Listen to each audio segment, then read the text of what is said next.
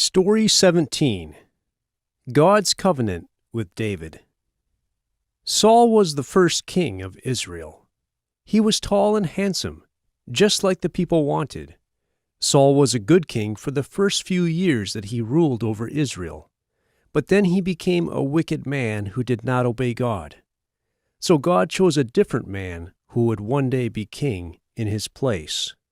God chose a young Israelite named David, and began to prepare him to one day become king after Saul.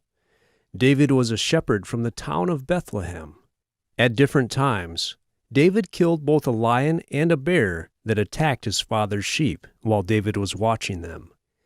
David was a humble and righteous man. He trusted and obeyed God. When David was still a young man, he fought against a giant named Goliath. Goliath was a very good soldier. He was very strong and about 3 meters tall. But God helped David kill Goliath and save Israel. After that, David won many victories over Israel's enemies. David became a great soldier, and he led Israel's army in many battles.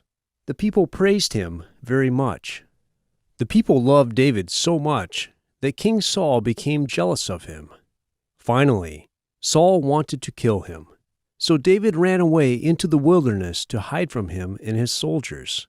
One day, when Saul and his soldiers were looking for him, Saul went into a cave. It was the same cave that David was hiding in, but Saul did not see him. David went up very close behind Saul and cut off a piece of his clothing.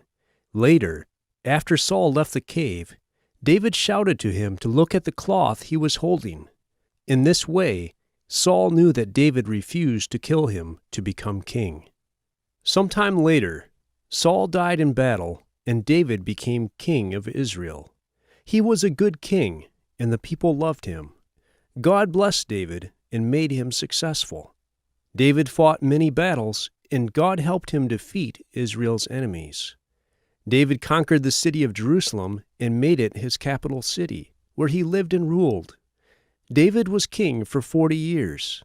During this time, Israel became powerful and wealthy. David wanted to build a temple where all the Israelites could worship God and offer him sacrifices. For about 400 years, the people had been worshiping God and offering sacrifices to him at the tent of meeting that Moses had made. But there was a prophet named Nathan.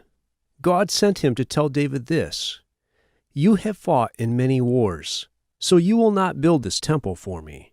Your son will build it. But still, I will greatly bless you.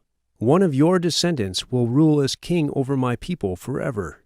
The only descendant of David who could rule forever was the Messiah. The Messiah was God's chosen one, who would save the people of the world from their sin. When David heard Nathan's message, he thanked God and praised him. God was honoring him and giving him many blessings.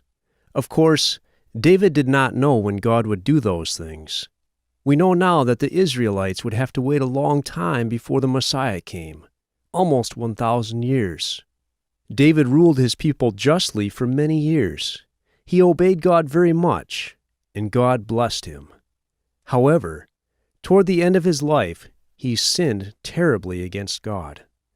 One day, David looked out from his palace and saw a beautiful woman bathing.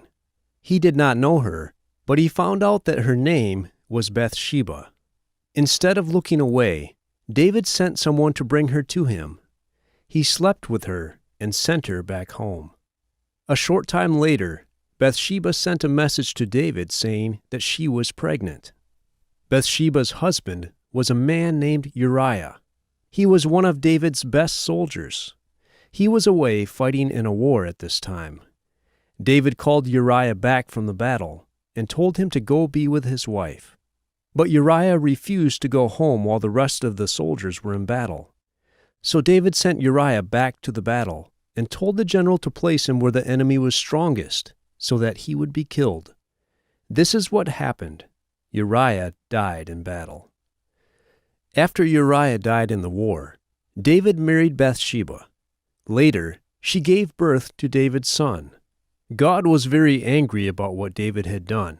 So he sent the prophet Nathan to tell David how evil his sin was. David repented of his sin, and God forgave him. For the rest of his life, David followed and obeyed God, even in difficult times. But David's baby boy died. This is how God punished David. Also, until David died, some people in his own family fought against him, and David lost much power. But God was faithful and still did what he had promised David he would do for him, even though David had disobeyed him. Later, David and Bathsheba had another son, and they named him Solomon.